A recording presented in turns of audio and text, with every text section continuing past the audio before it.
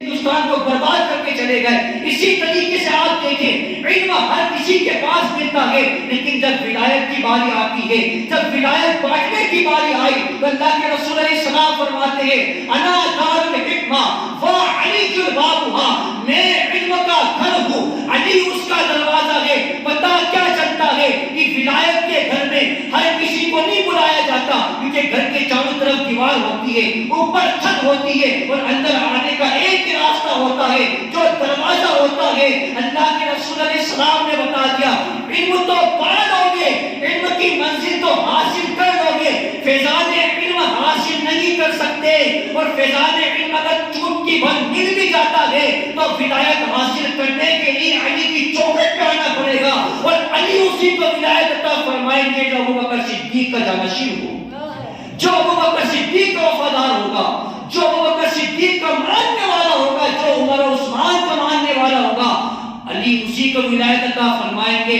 اسی لیے ہم کہتے ہیں اہل سنت کا یہ بیڑا پار اصحاب حضور نظم ہے اور نام ہے عطرت رسول اللہ کی، نظم ہے اور نام ہے عطرت رسول اللہ کی. اور ایک بات آخری بتا کے گفتگو ختم کروں، مولا کائنات کی شان کیا ہے، میرے مولا کائنات کا مقام کیا ہے، میرے مولا کائنات کی شان کیا ہے. اللہ اکبر. امام احمد رضا خان فاضل بریلوی لکھتے کہ اللہ تبارک و تعالی نے مولا کائنات کو مقام عطا فرمایا کہ علی وہ ہے جو جنت اور جہنم کو تقسیم کرنے والا. علی جنت بھی تقسیم کریں گے، علی دوزخ بھی تقسیم کریں گے. اب میں ان لوگوں سے پوچھتا ہوں جو لوگ بغض علی میں آ کر اپنی دنیا کو برباد کر چکے، بغض علی دل میں پال کر آخرت بھی برباد کر چکے، اگر بغض علی دل میں زیادہ بڑھ گیا تو کیس منہ سے مولا کائنات کے سامنے جاؤ گے؟ جنت لینی ہمیں اہل سنت کو ہے، ہم تو علی کے پاس جا کے جنت لے لیں گے. اگر تمہیں دوزخ میں بھی جانا ہوگا تب بھی علی سے بچ نہیں پاؤ گے، تب بھی مولا کائنات کے پاس آنا پڑے گا. کیونکہ امام احمد رضا خان لکھتے ہیں علی جنت و جہنم کے تقسیم کرنے والے ہیں. اور مولا کائنات کی شان کیا ہے کہ مولا کائنات تو مولا کائنات ہے، مولا کائنات کی اولاد کی شان یہ ہے کہ اللہ تبارک و تعالی نے حسن و حسین کو مقام عطا فرمایا ہے کہ جب تک حسن و حسین کسی کو جنتی ہونے کی سند نہیں دے دیں گے، جب تک حسن و حسین کسی کو جنت میں جانے کی اجازت نہیں دیں گے، اس وقت تک کسی کا باپ بھی جنت میں نہیں جا سکتا. تم ہر اہل سنت اور عاشق مولا کائنات کو رافضی تو کہہ سکتے ہو، تم ہمیں عشق علی کے اندر شیعہ تو کہہ سکتے ہو، لیکن ہم وہ ہیں جو عشق علی کے اندر شیعیت کو بھی قبول کرنے کے لیے تیار ہیں، کیونکہ ہم صحابی کو بھی بیان کرتے ہیں اور اس صحابی کو بھی بیان کرتے ہیں جس کے پیچھے علی نے نماز پڑھی ہے، مولا کائنات کو بھی بیان کرتے ہیں کیونکہ ابوبکر صدیق نے فرمایا علی تیرا چہرہ دیکھنا بھی عبادت ہے، علی تیرا ذکر کرنا بھی عبادت ہے. اور یہ میں نے ہر کسی سے نہیں بلکہ کائنات کے مالک مصطفیٰ سے سنا ہے، میں نے حضور سے یہ سنا ہے کہ علی کا ذکر بھی عبادت ہے، علی کا چہرہ دیکھنا بھی عبادت ہے. اور جب حضرت سعد بن ابی وقاص کہتے ہیں، آپ فرماتے ہیں کہتے کہ جب ہمیں شک ہوتا نا کسی مجلس میں بیٹھ جاتے ہیں، آج اپن بھی بیٹھتے ہیں ایسی مجلسوں کے اندر جہاں پہ شک ہوتا ہے کہ اپنا ہے یا نہیں، اپنا ہے یا نہیں. کیونکہ بہت سے ایسے ہوتے میری طرح جبہ پہن کے امام مان کے آ جاتے ہیں لیکن دل کے اندر بغض علی بھرا ہوتا ہے. ہاں سعد بن ابی وقاص کا یہ وظیفہ یاد کر کے جاؤ، جب کسی ڈاؤٹ فل مجمع میں بیٹھ جاؤ نا پتہ نہیں چلے کہ اپنا کون ہے غیر کون ہے، وہاں پہ بیٹھ کے یا علی یا علی یا علی کہہ دینا. علی سن کے جس کا چہرہ کھل جائے سمجھ لینا اپنا ہے، اور جس کے چہرہ بگڑ جائے سمجھ لینا وہ اپنا نہیں بلکہ منافق ہے. کیونکہ بغض علی دنیا اور آخرت دونوں برباد کر دیتا ہے. ہاں اور عشق علی، عشق علی دنیا بھی سنوار دیتا ہے اور آخرت بھی سنوار دیتا ہے. اسی لیے تو آپ دیکھیں نا شیخ شرف الدین، سید شیخ شرف الدین جس کو آج ہم بو علی شاہ قلندر کہتے ہیں، بوئے علی قلندر کہتے ہیں. اللہ اکبر. ان کے تعلق سے بے اختلاف روایت چیزیں ملتی ہیں. یہ بڑی مشہور بات یہ ہے کہ سرکار شیخ شرف الدین رحمت اللہ علیہ ایک مرتبہ پانی کے اندر عبادت کر رہے تھے. اللہ کی اتنی عبادت کری، اتنی عبادت کری، اتنی عبادت کری کہ مچھلیاں آ کر آپ تو غیر سے نگاہ آتی ہے، مانگ شرف الدین کیا مانگتا ہے، ہم نے تیری عبادت کو قبول کر لیا ہے، تو مانگ کیا مانگتا ہے۔ اللہ اکبر، بڑے عالی شان والے ہوتے ہیں یہ لوگ جو دنیا کو چھوڑ کر آخرت کو مانگتے ہیں۔ سید شیخ شرف الدین کہتے مولا میری عبادت کا صلہ تو مجھے کیا دے گا؟ فرمایا مانگ کیا مانگتا ہے؟ فرمایا مولا مجھے علی بنا دے، مولا مجھے علی بنا دے۔ فرمایا شرف الدین بڑی اونچی بات کر دی، علی تو ہم نے ایک پیدا کرا ہے، اس کی طرح دوسرا پیدا نہیں کر سکتے، لیکن جا تیری عبادت کے صدقے ہم نے تجھے بوئے علی عطا فرما دیا ہے، ہم نے تجھے بوئے علی دے دی ہے۔ آج زمانہ شیخ شرف الدین کو شیخ شرف الدین نہیں کہتا بلکہ بوئے علی شاہ قلندر کہتا ہے۔ اسی لیے تو قلندر وہ ہوتے ہیں جو علی کا نام لے لے کر دنیا کو بھی پا لیتے ہیں، آخرت کو بھی حاصل کر لیتے ہیں۔ جب علی کے ذکر کی یہ شان ہے، علی کے ذکر کی یہ شان ہے، تو علی کے نام کی برکت کا عالم کیا ہوگا؟ جب نام کی شان یہ ہے تو ذات علی کی شان کا عالم کیا ہوگا؟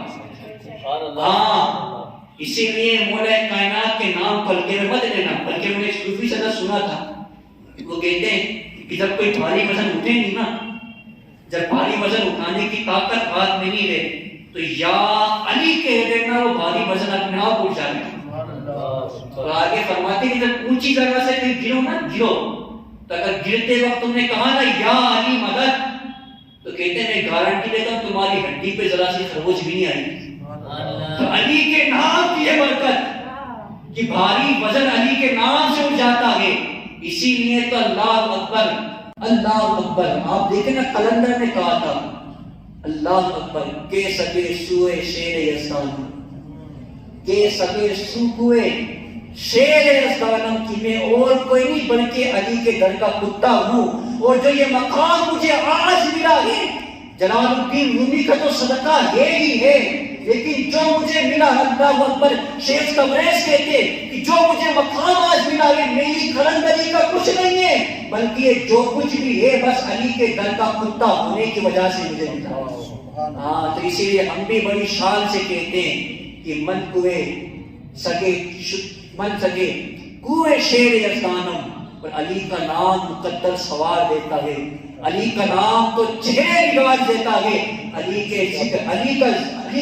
کا نام مقدر سوار دیتا ہے، علی کا بغض تو چہرے بگاڑ دیتا ہے، اور علی کے نام کو ادنا نہ سمجھ اے منکر، علی تو ایک ہاتھ سے خیبر اکھاڑ دیتا ہے، علی تو ایک ہاتھ سے خیبر اکھاڑ دیتا ہے۔ اللہ پاک ہم سب کو مولا کائنات کا سچا عشق عطا فرمائے، اللہ پاک ہم سب کو مولا کائنات کے عشق میں موت عطا فرمائے، اللہ پاک ہم سب کو مولا کائنات کی اولاد کا اور اہل بیت کے تمام اہل بیت کا عشق عطا فرمائے۔ ہما علینا الا البلاغ المبین، کہنے میں کوئی غلطی اللہ پاک اپنے حبیب کے صدقے سے معاف فرمائے۔ استغفر اللہ ربی من کل ذنب واتوب الیہ۔ اب آئیے استاد محترم علی جناب قاری محمد شکیل اشرفی صاحب کو تشریف لے کر آئیں اور ہم سامعین کو ذکر مولا کائنات بھی سنائیں اور اپنے منفوسات حسنہ سے سرفراز فرمائیں۔ نعرہ لگاتے نعرہ تکبیر۔ انما یرید اللہ لیذہب عنکم الرجس اہل البیت ویطہرکم تطہیرا۔ صدق اللہ العظیم۔ قابل سب تکریم معزز و مکرم مبلغین سنی دعوت اسلامی، بزرگوں، نوجوان ساتھیوں، السلام علیکم ورحمۃ اللہ وبرکاتہ۔ آئیے کچھ عرض معروض سے قبل جس انداز سے میں درود شریف پڑھا ہوں میرے ساتھ مل کر پورا مجمع بآواز سے بلند پڑھے۔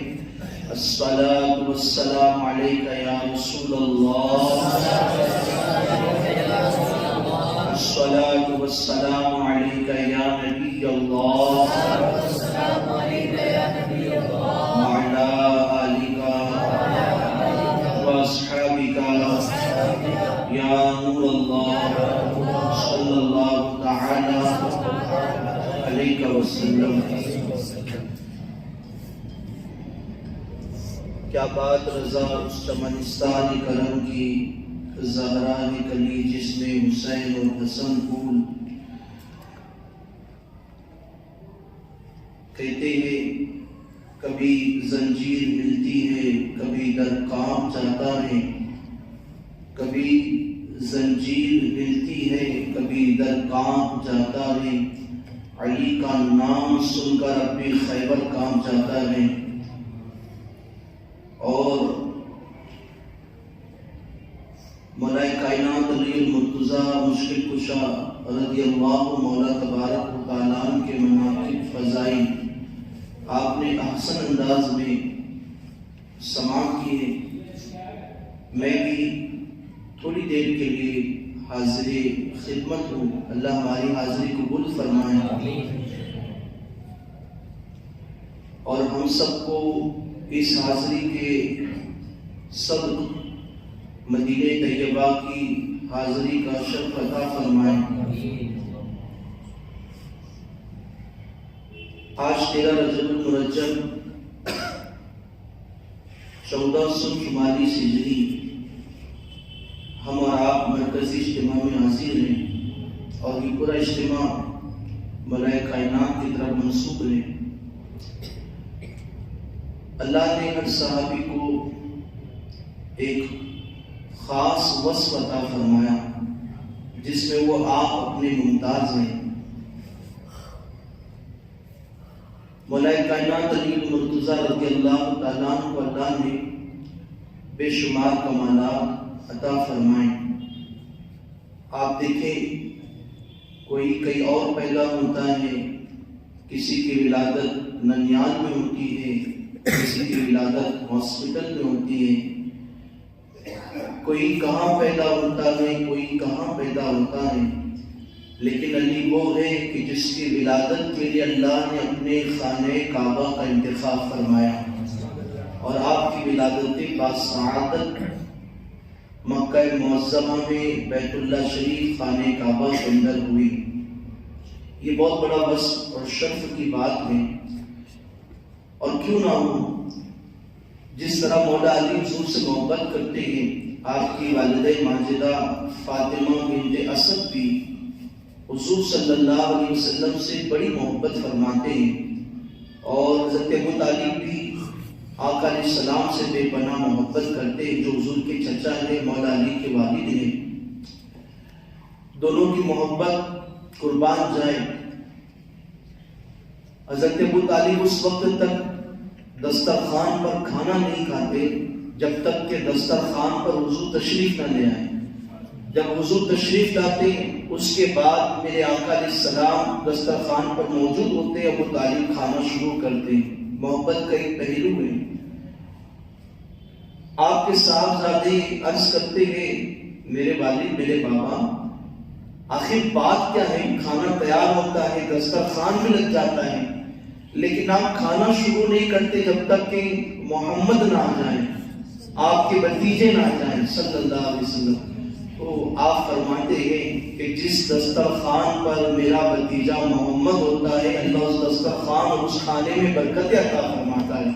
ہم چند لوگ کا کھانا بھی سب کے لیے کفایت کر جاتا ہے، اس لیے دسترخوان لگتا اور میرے آپ کو تشریف لاتے۔ بہت سارے واقعات کتب میں موجود ہیں۔ فاطمہ بنت اسد بھی حضور علیہ السلام سے، جو حضور کی چچی ہے، بہت محبت کرتی ہیں۔ اللہ کے نبی علیہ السلام نے فرمایا، مفہوم ہے کہ میری والدہ کے بعد، مثال آمنہ کے بعد، مجھے اگر سب سے زیادہ پیار اور شفقت کسی سے ملی تو وہ میری چچی سیدہ فاطمہ بنت اسد ہیں۔ انہوں نے ماں جیسا پیار دیا، اسی لیے اللہ کے نبی علیہ السلام نے ان کے وصال کے وقت اپنا کرتا مبارک ان کے کفن میں عطا کیا، اپنا قمیص ان کے کفن کے لیے عطا کیا، اور جب ان کے لیے قبر تیار کی گئی تو بنفس نفیس حضور صلی اللہ علیہ وسلم ان کی قبر مبارک میں آ کر تھوڑی دیر کے لیے لیٹ گئے۔ باہر نکل کر خود فرماتے ہیں، لوگوں جانتے ہو میں نے کفن میں اپنا قمیص اپنی چچی کو کیوں دیا اور ان کی قبر میں کیوں لیٹ گیا؟ اس لیے اپنا قمیص دیا کہ اللہ انہیں جنت کا لباس عطا فرمائے، اور ان کی قبر میں اس لیے لیٹ گیا کہ اللہ ان کی قبر سے وحشت قبول فرما دے، اس لیے میں ان کی قبر کے اندر لیٹا۔ یہی فاطمہ بنت اسد ہے کہ جب ولادت کے آثار نمودار ہونے لگے، آپ کعبے کا طواف کر رہی تھی، ابھی 3 چکر ہی ہوئے تھے کہ درد زخم بڑھنے لگا، اللہ کے نبی علیہ السلام نے دریافت فرمایا میری چچی فاطمہ کیا بات ہے کہ آپ نے شوق پورے نہیں کیے؟ عرض کی بھتیجے میرے پیٹ میں درد زیادہ ہو رہا ہے اس لیے 3 چکر پر رک گئی۔ اللہ کے نبی علیہ السلام نے فرمایا چچی اپنا طواف اپنے شوق پوری کرو، اگر اس درمیان درد ذات تیز ہو جائے بڑھ جائے تو پھر تم کعبے کے اندر داخل ہو جانا، جو اللہ کو منظور ہے وہی ہوگا۔ ہوا یہی، ابھی 4تھے چکر کے لیے آپ کعبے کے طواف کے لیے نکلی، درد ذات تیز ہوا، کعبے کا دروازہ کھلا اور آپ کعبے شریف کے اندر داخل ہو گئی۔ اس کے بعد دروازہ بند ہوا، یوں کہیے اندر کے حالات فاطمہ بنت اسد جانے، حضور جانے، اللہ جانے اندر کے معاملات کیا ہیں، لیکن ہاں باہر نکلنے کے بعد فاطمہ بنت اسد کے ہاتھوں میں ایک نومولود بچہ موجود تھا جو باہر لے کر آئے۔ لوگوں نے بڑی مبارکباد پیش کی، بڑی دعائیں کی، مبارکباد پیش کی، کہا فاطمہ بہت سعادت مند بچہ ہے، بہت قسمت والا بچہ ہے کہ جو کعبہ معظمہ کے اندر پیدا ہوا۔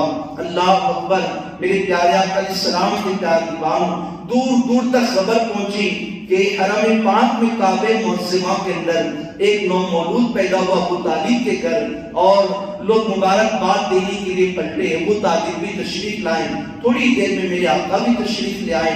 اللہ کے نبی علیہ السلام نے مبارکباد پیش کی، فرمایا کہ بتاؤ نومولود کا حال کیا ہے؟ فاطمہ بنت اسد، ابو طالب کہتے ہیں کہ بچہ تو سعادت مند ہے، لوگ خوشیوں کا اظہار بھی کرتے ہیں، ساتھ میں طنز بھی کرتے ہیں، اس لیے کہ بچہ کعبے کے اندر پیدا ہوا یہ سعادت کی بات ہے، لیکن یہ آنکھ نہیں کھولتا، شاید نابینا ہے، لوگ طنز کرتے ہیں، ابو طالب بچہ تو بڑا مبارک ہے لیکن یہ تیرے لیے بوجھ بن جائے گا، جیسے جیسے بڑا ہوگا ویسے ویسے مصیبت آئیں گی۔ اللہ اکبر، ایک تو خوشی بھی ہے اور یہ غم بھی لائق ہے۔ اللہ کے نبی علیہ السلام نے مسکرایا، فرمایا لاؤ اس نومولود بچے کو میرے ہاتھ میں دو، جیسے میرے آقا علیہ السلام کے ہاتھوں کے اندر وہ نومولود بچہ جو کعبے میں پیدا ہوا حضور کے ہاتھوں میں دیا گیا۔ اب حال یہ ہے گود مصطفیٰ کے اندر نومولود بچے نے آنکھ کھول دی اور حضور علیہ السلام کے چہرے کا دیدار کیا۔ اللہ اکبر، آقا فرماتے ابو طالب تم تو کہتے تھے یہ نابینا ہے، دیکھتا نہیں، لیکن دیکھو اس کی تو آنکھیں بھی کھل گئی، یہ دیکھ رہا ہے، قربان جائے۔ ابھی نام تجویز نہیں پایا، ابھی نام رکھا نہیں گیا۔ اللہ کے نبی علیہ السلام نے فرمایا چچی بتاؤ اس نومولود بچے کا تم نے نام کیا رکھا؟ کہا میرے باپ کے نام پر میں اس کا نام اسد رکھوں گی۔ آقا علیہ السلام نے چچا سے پوچھا اچھا آپ بتائیں آپ نے کیا نام تجویز کیا؟ کہتے ہیں کہ میں نے اپنے اس بیٹے کا نام اللہ اکبر حرب رکھا ہے۔ حضور علیہ السلام فرماتے ہیں نہ اس کا نام اسد رکھو نہ اس کا نام حرب رکھو، بلکہ اس نومولود کا نام رکھنا ہے تو اس کا نام علی رکھو، علی رکھو۔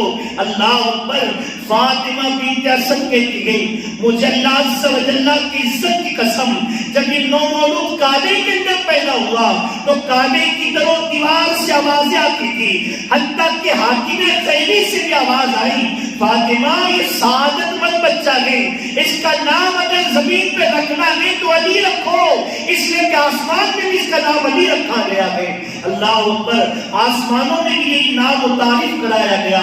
حد تو یہ ہے کہ جنت کے اندر بھی یہی نام موجود ہے۔ میرے پیارے آقا علیہ السلام کے پیارے دیوانوں، بڑی تفصیلات موجود ہے اس چیز کے اندر کہ جب میرے آقا صلی اللہ علیہ وسلم نے آدم علیہ السلام کی ولادت کا قصہ بیان کیا، نزہت المجالس میں لکھا گیا کہ مولا علی اور پنجتن پاک کا ذکر اس طرح جنت میں بھی موجود ہے، بلکہ وقت زیادہ ہو جائے اس کی گہرائی میں جائے، کہاں یہ نام موجود نہ تھا۔ اللہ نے اپنی حجاب غیرت میں ناموں کو چھپا کے رکھا تھا۔ بیگم یہی تو 5 ہے مقصود کائنات، یہ وہ 5 نام ہیں، بیگم یہی تو 5 ہے مقصود کائنات، خیر النساء حسین و حسن مصطفیٰ علی، یہ 5 نام اتنے مقدس ہیں کہ جنہیں پردوں میں چھپایا گیا۔ ایک حضور علیہ السلام مولائے کائنات سیدہ فاطمہ امام حسن امام حسین. بلکہ کسی نے سوال کیا کہ ابراہیم اسماعیل کی گردن پر چھری چلاتے ہیں، چھری پتھروں کو کاٹ دیتی ہے، اسماعیل علیہ السلام کو ذبح کیوں نہیں کرتی؟ فرمایا اس لیے نہیں کرتی اس لیے کہ ان کی پیشانی میں بھی یہ نام چمکتے تھے. کہ طوفان نوح نے پوری دنیا کو غرق کر دیا لیکن کشتی سلامت رہی، ڈوبی کیوں نہیں؟ کہا اس لیے نہیں ڈوبی کہ اس کشتی میں بھی یہ 5 نام موجود تھے جو غرق ہونے سے کشتی بچ گئی. ارے یہاں پہ رک کر عرض کروں، اصحاب کہف کے ناموں کی برکت یہ ہے جس گھر میں لٹکا دیے جائیں، جہاں لکھ دیے جائیں، وہاں سے بلائیں بھاگ جاتی ہیں، مصیبتیں دور ہو جاتی ہیں. اصحاب کہف ایک نبی کے امت کے اندر وہ لوگ گزرے ہیں جنہوں نے صرف اپنے ایمان کی حفاظت کے لیے، بادشاہ کے خوف سے، قتل سے بچنے کے لیے ایک غار میں پناہ لی، اپنے ایمان کو بچا لیا. اس سے زیادہ کوئی بڑا کارنامہ نہیں کیا. ان کے ناموں کی یہ برکت ہے، جہاں لٹکا دیے جائیں، جہاں لکھ دیے جائیں، اللہ وہاں سے بلاؤں کو دور کر دیتا ہے، مصیبتوں کو دور کر دیتا ہے. اب بتائیں اہل بیت کے ناموں کی شان کا عالم کیا ہوگا، یہ پنجتن پاک کے ناموں کی برکت کا عالم کیا ہوگا. حضور کی شان یہ ہے جن کے صدقے میں اللہ نے کائنات کو بنایا. علی وہ ہے جو ولیوں کے سردار ہیں، اب یوں کہیے نبی وہ ہے جو نبیوں کے سردار ہیں، علی وہ ہے جو ولیوں کے سردار ہیں، فاطمہ وہ ہے جو جنتی عورتوں کی سردار ہے، اور حسن حسین وہ ہے جو جنتی نوجوانوں کے سردار ہیں. جب ان کے نام لکھے جائیں یا پڑھے جائیں پھر اللہ کیسی برکتیں عطا فرمائے گا. ان کی شان ہی جدا ہے. کعبہ معظمہ کے اندر پیدا ہوئے، نام علی رکھا گیا. آقا نے فرمایا آؤ پہنا کر دے. یہ ایک چیز ہے اسلامی کہ جب بچے کی ولادت ہو تو اس کے منہ کے اندر کسی بزرگ چھوارا یا کھجور چبوا کر یا شہد منہ میں لے کر اس بچے کے منہ میں رکھتے ہیں تاکہ وہ بزرگ کی برکتیں اور اس بچے کے اندر منتقل ہو جائیں. حضور علیہ السلام نے بھی محنت فرمائی کہ اپنا لعاب پاک علی المرتضیٰ کے منہ میں عطا فرمایا. اخیر عمر کے اندر مولا کائنات خود کہتے تھے اپنے فضائل و مناقب کے اندر، لوگ کہتے مولا علی کہتے لوگوں دیکھو میں کون ہوں، میری شان کیا ہے.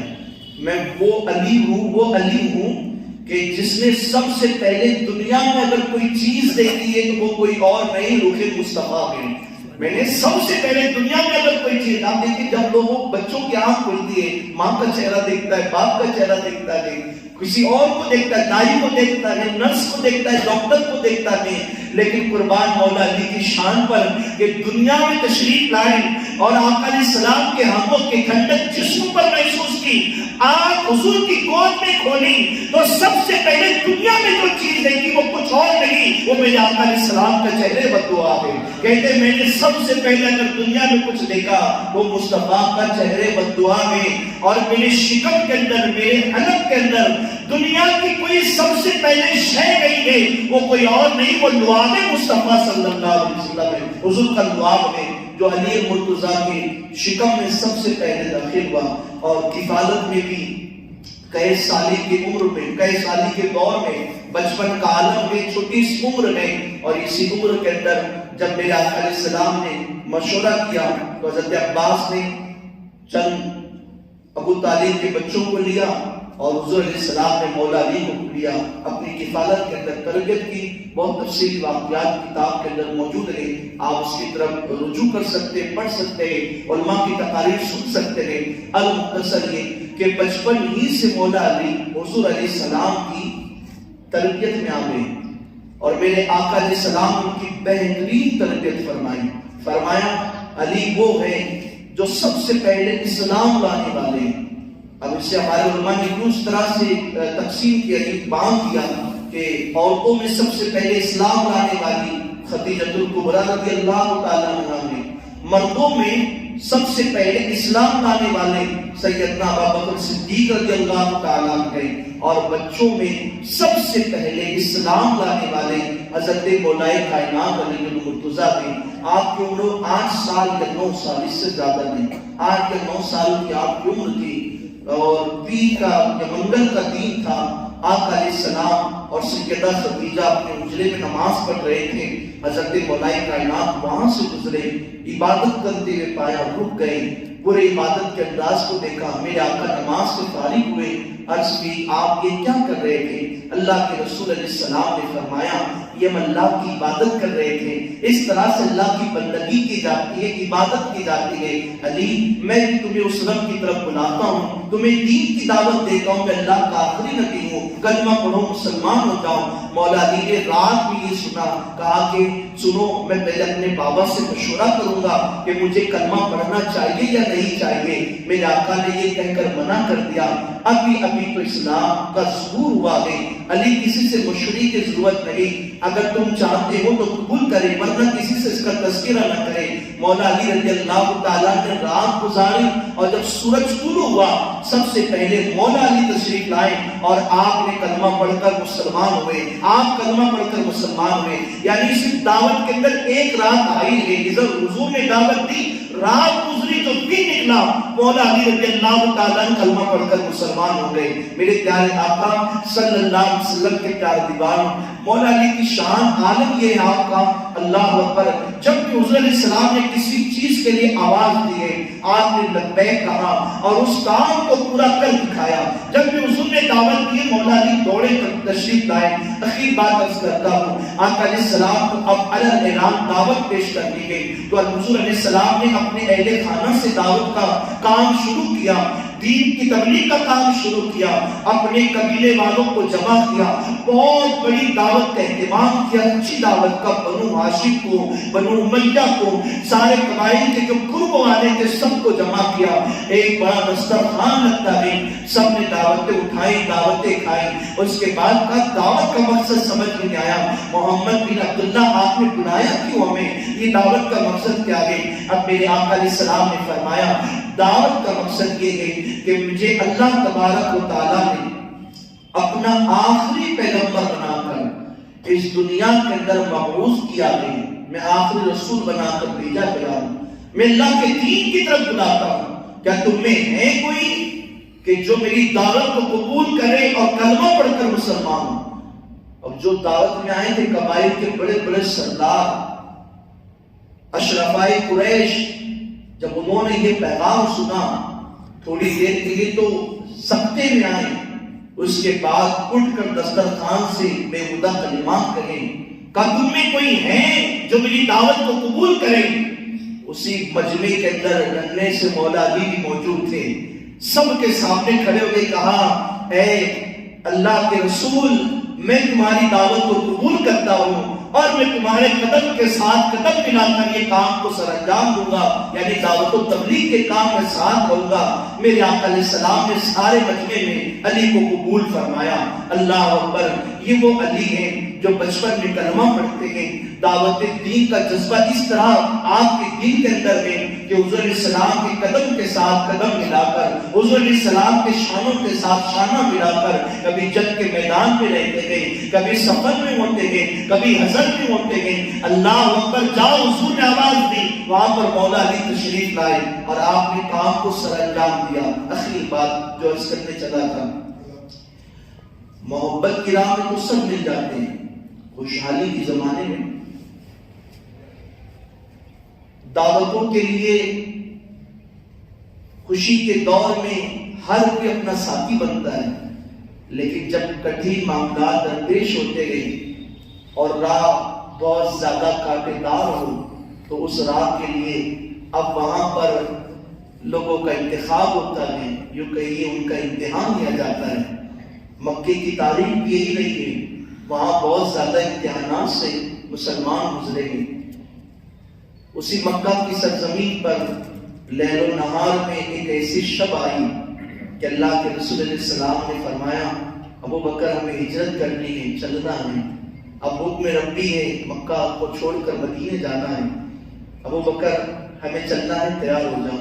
حضور علیہ السلام نے علی کو بلایا، علی آؤ، علی تشریف لائے، فرمایا یہ میرا بستر ہے، یہاں سو جاؤ اور کل صبح اٹھنا، یہ امانتیں تمہارے پاس ہیں، فلاں فلاں کی امانتیں کل صبح ان کے گھر جا کر دے دینا اور تم بھی مدینے کی طرف روانہ ہو جانا، تم بھی ہم سے آ کر مل جانا۔ اب دیکھیں ایسا کٹھن وقت ہے، سب جانتے ہیں کہ آج کی رات مصطفیٰ کے قتل کا ارادہ قریش مکہ بنا چکے ہیں، اور الگ الگ قبیلے سے ایک ایک دو ساتھی سردار آئیں گے، ایک ایک قبیلے سے دو لوگ آئیں گے اور حضور علیہ السلام پر نیزے اور تلوار کو ضرب لگائیں گے۔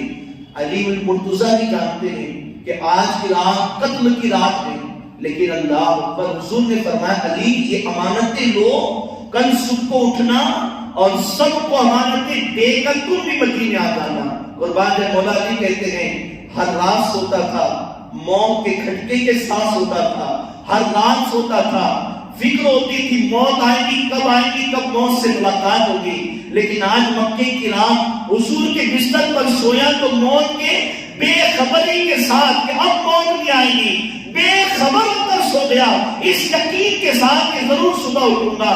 پوچھا اتنا یقین کیسے؟ کل روز سوتا تھا اپنی مرضی سے، لیکن آج سویا ہوں اس بستر پہ حضور کی مرضی سے، اور حضور نے ضمانت دی گئی کہ کل صبح کو اٹھنا گئی، امانتیں تقسیم کر کے مدینے کو آنا گئی۔ اب موت پہ اگر دروازے پر آ جائے تو وہ رخ بدل کر چل جائے گی، اس لیے کہ بستر حضور پہ حضور نے سلایا گئی اور مجھے مدینے کی طرف جانا گئی۔ پھر علی مرتضیٰ نے ایسا ہی کیا، صبح کے وقت اٹھے اور ساری امانتیں جن کی امانتیں تھیں ان تک پہنچانے کے بعد وہ بھی مدینے کے لیے ہجرت کر گئے۔ میرے پیارے آقا علیہ السلام کے پیارے دیواروں، بڑی سعادت مندی ہمارے لیے یہ ہے کہ آج کی رات 13 رجب المرجب مولا علی کی طرف منسوب ہے، تو آپ کل کے دن فاتحہ خوانی کا اہتمام کریں۔ علی مرتضیٰ کی سوانح حیات، آپ کی سیرت پاک اپنے بچوں کو بتائیں، اپنے محلوں کے اندر مولا علی رضی اللہ تعالیٰ کے نام پر نیاز کا اہتمام کریں اور خوب فیوز و برکات سے مالا مال ہو۔ اللہ کریم ہم سب کو کہنے سننے سے زیادہ عمل خیر کی توفیق عطا فرمائے۔ بہت ساری چیزیں ذہن کے اندر ہیں کہ جس پر گفتگو کی جا سکتے ہیں، مولا علی کے علم کے حوالے سے، مولا علی کی شجاعت کے حوالے سے، مولا علی کے عشق کے حوالے سے، مولا علی رضی اللہ تعالیٰ کے تقوی کے حوالے سے، مولا علی کی عبادتوں کے حوالے سے، لیکن وقت ناکافی ہے۔ اللہ کریم ہم غلاموں کی حاضری قبول فرمائیں اور اس در کی عظیم خیرات اللہ ہمیں عطا فرمائیں۔ وما علینا الا البلاغ۔ السلام علیکم ورحمۃ اللہ وبرکاتہ۔ کھڑے ہو جائیں۔